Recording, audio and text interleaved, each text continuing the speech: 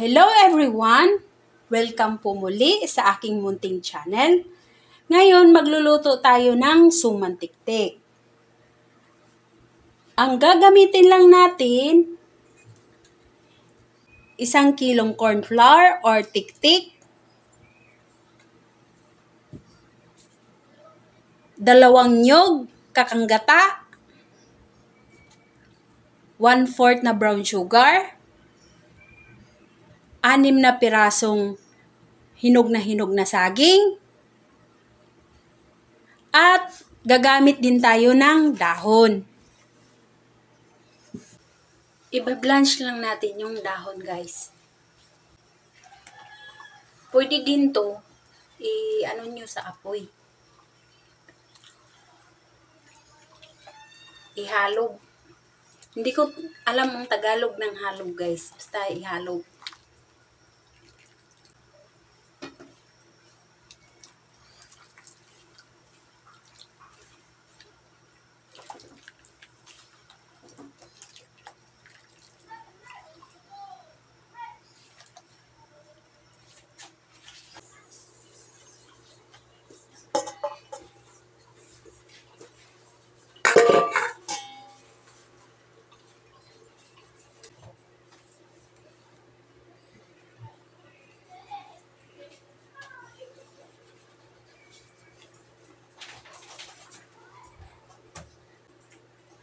Ang gamitin niyo talaga nito, hinog na saging para masarap. Sa aming probinsya, ang ginagamit, yung saging na bululan or yung green.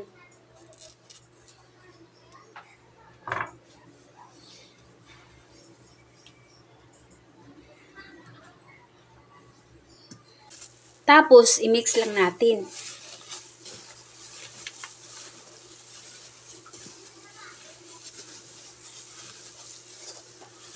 Kailangan durog na durog yung saging.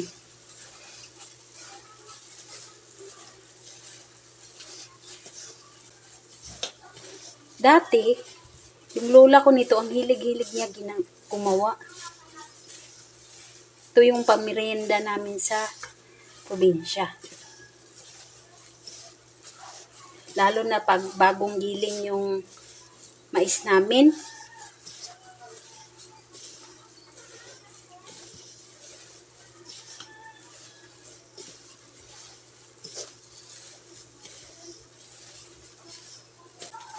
Pag ganito na suman, guys, lagi kong naalala yung lola ko kasi yung magsuman siya mga ganito kung mga native na mga pagkain, sa kanya ako natuto.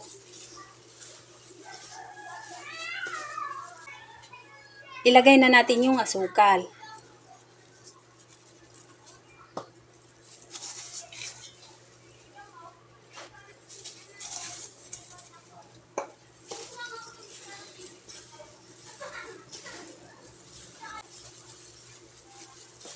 Kailangan ang pang-mix nyo, kamay talaga parang ma-mix ng maigi.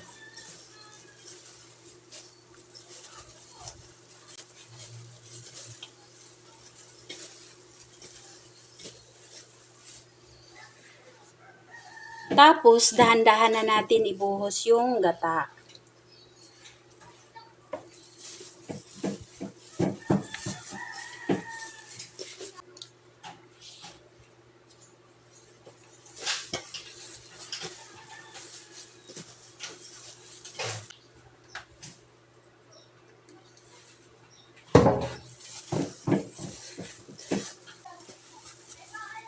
Kailangan maging ganito siya, oh. Yan. Magbabalot na tayo.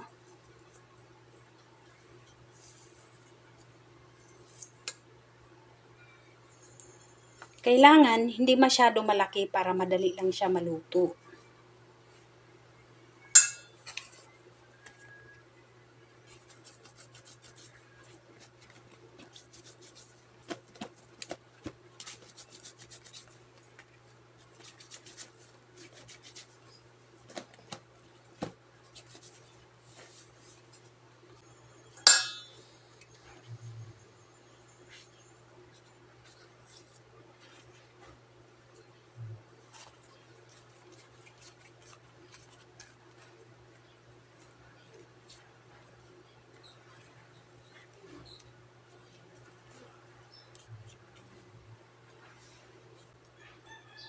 Kailangan pisilin ninyo gilid-gilid.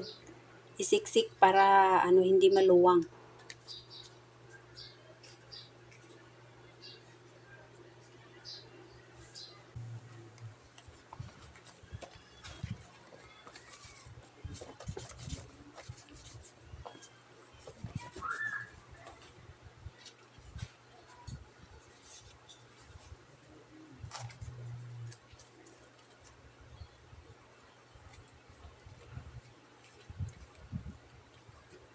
Tapos na tayo magbalot.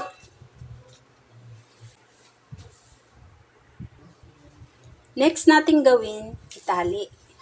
Yung parehas sila ng laki. Kailangan mas mahigpit. Alalayan nyo lang siya kasi mapuputol yung itatali nyo. Kasi dahon lang din siya.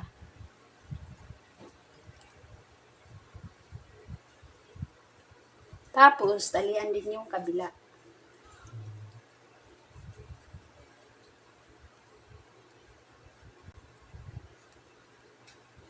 Ang purpose nito, kung bakit siya ganun, para hindi mapasukan ng tubig yung loob.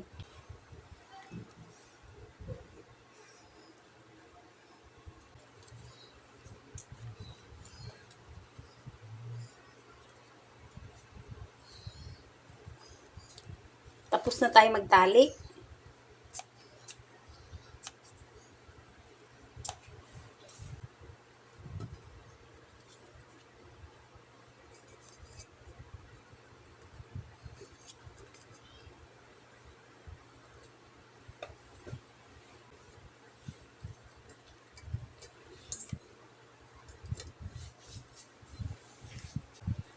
Sa paglagay nyo sa tubig, kailangan pantayan nyo yung suman.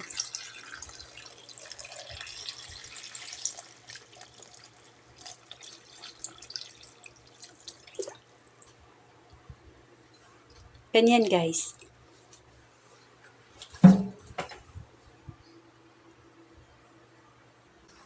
Isa lang na natin hanggang sa maluto.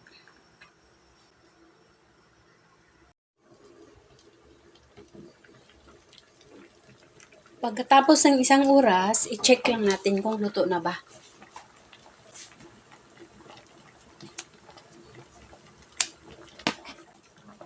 Pagkuha lang tayo ng isa.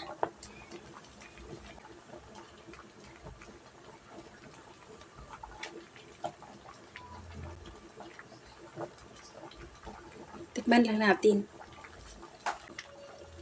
Luto na guys. Sarap. Yan guys. Masarap to siya pari sa kape. Pag gusto nyong magluto nito, mag-order lang kayo sa online ng corn flour or sa mga supermarkets.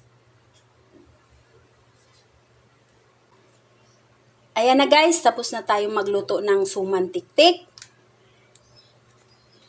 Sana kung susundan nyo to, sana magugustuhan ninyo. Amping kayo lagi. God bless!